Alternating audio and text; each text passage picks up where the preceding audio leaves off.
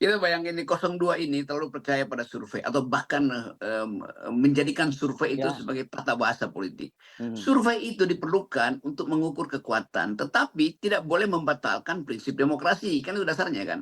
Jadi kalau kita lihat bahasa yang, survei bilang begini, big data bilang begini, apa itu big data, apa itu survei? Survei dan big data itu hanya mengambil sifat kuantitatif dari manusia, sementara demokrasi itu intinya adalah percakapan kualitatif kan. Jadi dari segi filosofi ini survei-survei dungu ini mau menghindar sebetulnya dari percakapan intelektual karena mereka juga nggak paham, nggak nyampe untuk melihat bahwa filosofi dasar dari demokrasi ada percakapan. Parlemen ada tempat percakapan tuh. Hasil percakapan itu dikuantifikasi, tetapi kuantifikasi itu bukan satu-satunya atau apalagi dasar utama untuk mengambil keputusan. Nah, di situ musyawarah dan mufakat bekerja tuh. Jadi kelihatannya mereka nggak paham bahwa hubungan antara musyawarah dan mufakat dengan fakta kita majemuk, itulah yang kita sebut demokrasi itu. Karena kita majemuk, maka akan ada pertentangan pendapat tuh. Nggak bisa pertentangan pendapat itu diselesaikan dengan survei. Kalau saya survei misalnya Redi, apa Anda percaya Tuhan? Lalu faktanya bahwa hasil survei menyatakan 60% orang Indonesia tidak percaya Tuhan tuh. Lalu dianggap Tuhan itu tidak ada. Mau orang nggak percaya Tuhan, kedudukan Tuhan itu tidak bisa disurvei. Demikian juga soal hak asasi manusia nggak boleh disurvei. mmm, Kan banyak surveyor tolol ini mau mensurvei sesuatu yang sifatnya value. Apakah iya, demokrasi bisa dilanjutkan atau tidak? Keputusan bangsa Indonesia yang setelah disurvei nggak perlu ada demokrasi, nggak perlu ada mhm oposisi. Maka mhm, Jokowi bilang berdasarkan survei tidak perlu ada oposisi.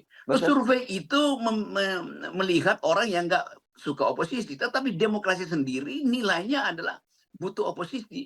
Jadi sesuatu yang sifatnya imperatif tidak boleh dibatalkan oleh hasil survei kuantitatif. Kan itu ya sinyal ya, begitu kan.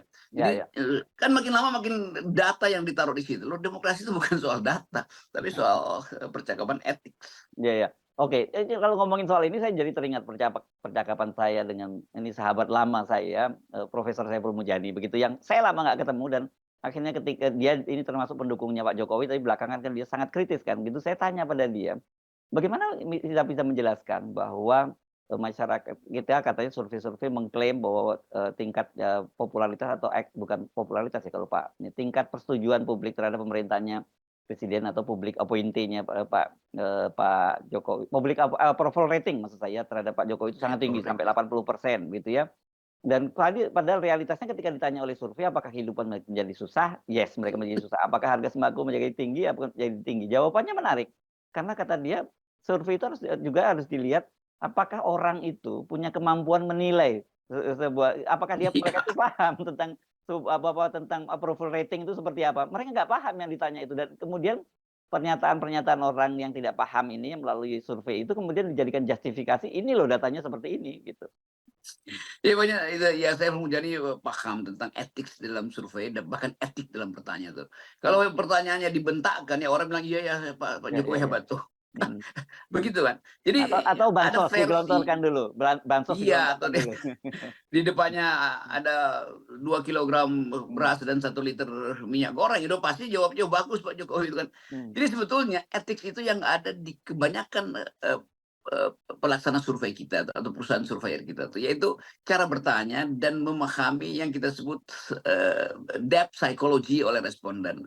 Anthropological notes di dalam field, di dalam lapangan ketika pertanyaan itu diajukan tuh. Apakah di situ ada kerumunan yang sedang kasak-kusuk atau sedang main olahraga atau sedang main judi. Kalau ada ketemu dengan komunitas yang lagi main judi, dia nggak peduli itu pertanyaanmu. Oh iya bagus bagus bagus bagus. Karena dia lagi fokus pada main judi. Judi online justru karena dia nggak bisa dapat kemakmuran dari negara, maka dia bikin judi online tuh. mmm, Sementara dia lagi judi online, datang surveyor, surveyor nanya, maka dia jawab aja, oh ya bagus bagus supaya judinya jalan terus. Padahal justru dia berjudi karena negara nggak bisa kasih dia makanan kan. iya iya. Jadi sebetulnya begitu banyak variabel antropologi dan psikologi yang gagal diantisipasi oleh lembaga-lembaga survei. Nah itu yang menyebabkan Jokowi itu dieluk-elukan bahwa dia Mmm, hebat ini. mhm. Karena tadi para surveyor ini adalah penikmat amplop, bukan penikmat metode.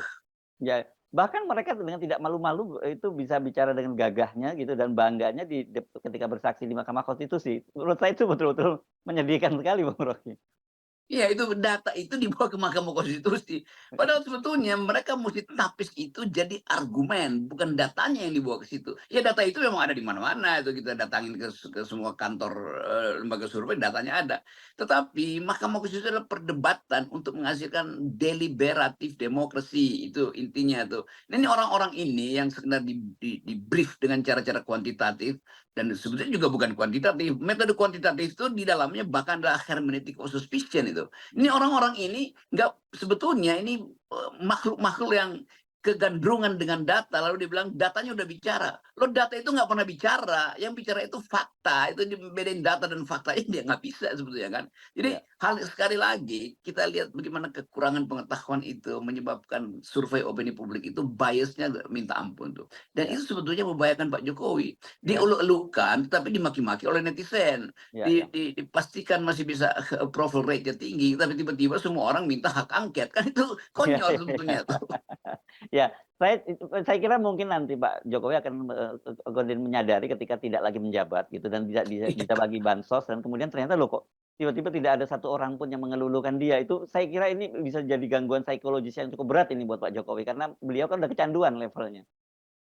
Ya itu intinya tuh yang sering saya duga itu, 2 hari setelah Jokowi lengser, mestinya efek dari, eee approval rate-nya itu masih bekerja tuh. Tapi kelihatannya justru Jokowi akan ngumpet. Karena setelah dia lengser itu orang akan cibiri dia ini. Pinocchio lewat tuh si tukang tipu lagi makan tuh di restoran apa namanya Thailand di sebuah mall misalnya. Jadi Iya, hal-hal semacam ini yang kita bayangkan tuh banyak pejabat publik akan dicibirkan itu. Karena dari awal kita tahu bahwa bangsa ini tetap peka terhadap soal kebohongan itu. Jadi Gibran tetap juga akan jadi caci maki orang itu, ya, diam-diam misalnya kalau Gibran lewat orang ini ngapain nih bocil ini yang haram main-main di konstitusi kafe. gitu ya. Jadi Iya, begitu. Demikian juga mereka yang akan mengawal Gibran itu atau pas pampres atau menteri-menteri yang setelah sidang kabinet itu ya Prabowo tampil di publik tapi Gibran nggak akan dilihat oleh kamera misalnya. Kan itu menyakitkan tuh. mhm, Karena apa? Karena tadi salah membaca bahwa publik tidak menyukai kesombongan, tidak menyukai arogansi atau eh, apa namanya dinasti kan itu intinya tuh. ya, Jadi ya. kesalahan pertama adalah filter etik itu tidak dimasukkan sebagai parameter pertanyaan-pertanyaan survei ini. Ya, dan itu semua saya kira itu dampak dari, tidak adanya oposisi ya, Bung Rocky ya. Jadi, Yes, betul. Mhm. kesimpulan yang Betul, tadi hanya karena salah tuh. itu. Ya, Jadi pada akhirnya kita balik lagi bahwa tanpa kontrol opini publik itu ya apa namanya itu kalau istilah Noam Chomsky self fulfilling prophecy itu. Jadi apa namanya dugaan atau fatwa yang berlaku sendiri karena tiap hari diucapkan bahwa Jokowi hebat itu jadi fatwa akhirnya. ya, ya, ya, Jadi orang aja oh iya ya udah kalau udah jadiin grammar ya Jokowi hebat nggak perlu lagi orang ya, refleksi hebatnya di mana itu. ya. Oke. Baik, terima kasih Bung Rocky, ya, sampai ketemu Yes. lagi ya. Oke. Ya. Iya, apakah posisi PDI Perjuangan ada di dalam pemerintahan Prabowo Subianto nanti ketika akhirnya Mahkamah Konstitusi menolak gugatan dari 01 dan 03? Ini menjadi sebuah topik yang menarik untuk dibahas karena PDI Perjuangan ini adalah salah satu partai kunci. Ya, apakah posisi pemerintahan aman dari oposisi atau sebaliknya eh, pemerintahan dari Prabowo Gibran memperoleh sebuah oposisi besar, yaitu PDI Perjuangan itu sendiri. Jadi orang mungkin bertanya-tanya langkah dari PDI Perjuangan setelah nanti pengumuman yang akan dibacakan oleh Ketua Mahkamah Konstitusi pada 22 April ini. Nah, soal sengketa hasil Pilpres ini, teman-teman, tentu sekarang menjadi ramai diperbincangkan karena bisa jadi adanya pemilu ulang kalau misalnya gugatan itu diterima dan putusan MK mendiskualifikasi pasangan Prabowo Gibran yang artinya bahwa akan ada pemilu ulang. Tapi apabila penolakan terhadap gugatan ini diterima atau diputuskan, Mahkamah Konstitusi memberikan sebuah keputusan yang mengejutkan bahwa gugatan ditolak, maka Prabowo Gibran akan menjadi presiden dan wakil presiden. Nah, oleh karenanya untuk saat ini yang ditunggu-tunggu adalah keputusan dari partai-partai yang akan diajak masuk dalam koalisi atau partai-partai seperti PDI Perjuangan ini berada di luar pemerintahan. Nah, teman-teman, seperti yang kita ketahui bersama, sejumlah elit dari partai PDI Perjuangan melempar sinyal bahwa partai berlambang benteng moncong putih itu akan jadi oposisi alias berada di luar pemerintahan Prabowo Subianto Gibran Rakabuming Raka. Bukan tidak mungkin ya, karena PDI Perjuangan ini punya pengalaman panjang ya. Pernah menjadi oposisi selama 10 tahun di pemerintahan SBY dulu ya. Bahkan antitesa dari pemerintahan Orde Baru ya. Ibu Mega bertahan luar biasa meskipun ditekan.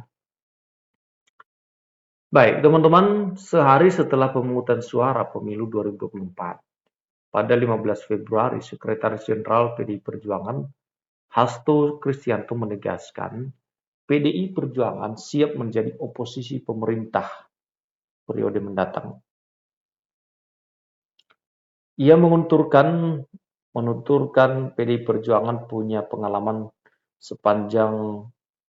panjang sebagai oposisi di pemerintahan Susilo Bambang Yudhoyono sepanjang 2004 hingga 2014.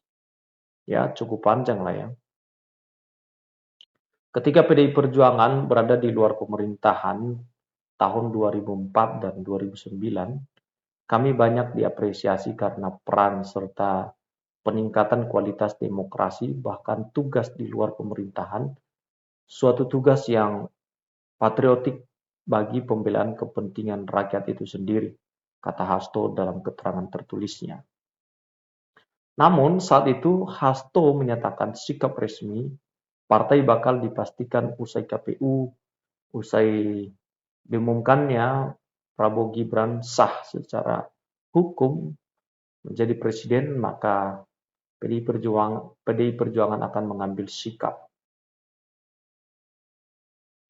Pasangan yang diusung Gerindra, ya, yang menjadi koalisi ada Golkar, Demokrat, PAN. Itu menang tebal dengan raupan suara 96,2 juta suara atau 58,6% suara sah nasional. Di lain sisi, meskipun Ganjar Pranowo Mahfud MD kalah, tapi PDI Perjuangan tetap menjadi partai pemenang pemilu 2024, mengalahkan partai-partai pengusung Prabowo Gibran. Terkini pada Jumat 22 Maret, Ketua PDI Perjuangan DPP Syukur Nababan menegaskan PDI Perjuangan tidak akan mencela-mencela dan tergiur posisi menteri di pemerintahan Prabowo Gibran. Syukur menegaskan PDI Perjuangan tidak akan menginginkan atau tidak akan meminggirkan ideologi dan keyakinan demi bisa duduk di pemerintahan. Dia memastikan PDI Perjuangan akan bertahan di luar pemerintahan.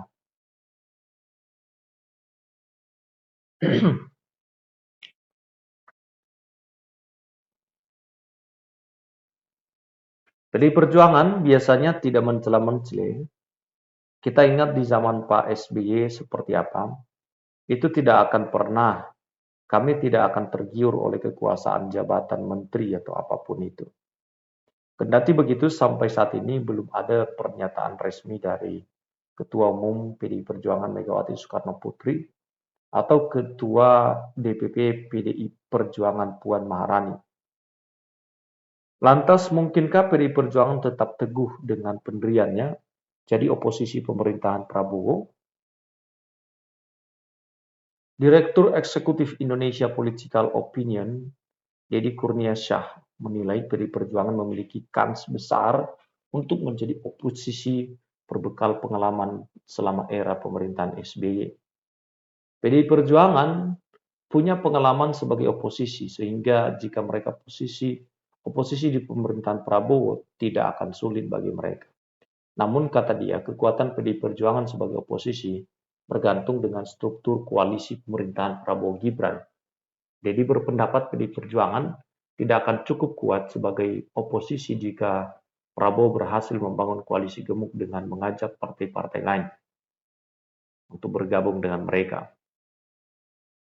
PDI Perjuangan tentu tidak cukup kuat sendirian jika Prabowo dan Jokowi berhasil bentuk koalisi gemuk di pemerintahan nanti. Sedikit berbeda, Direktur Eksekutif Trias Political Strategic Agung Baskoro menilai kans PDI Perjuangan menjadi oposisi atau koalisi sama besar. Agung menilai selama ini PDI Perjuangan tidak memiliki persoalan atau masalah dengan Prabowo, apalagi lanjut dia, Mega pernah berpasangan dengan Prabowo saat maju menjadi calon presiden di 2009. Ia menyebut PDI Perjuangan hanya bermasalah dengan Presiden Joko Widodo yang mengambil jalan bertentangan dengan partai dengan tidak mendukung Ganjar Mahfud. Peluangnya sama besar dengan berkoalisi karena ada landasan historis politik yang baik dengan Prabowo dan Ibu Megawati.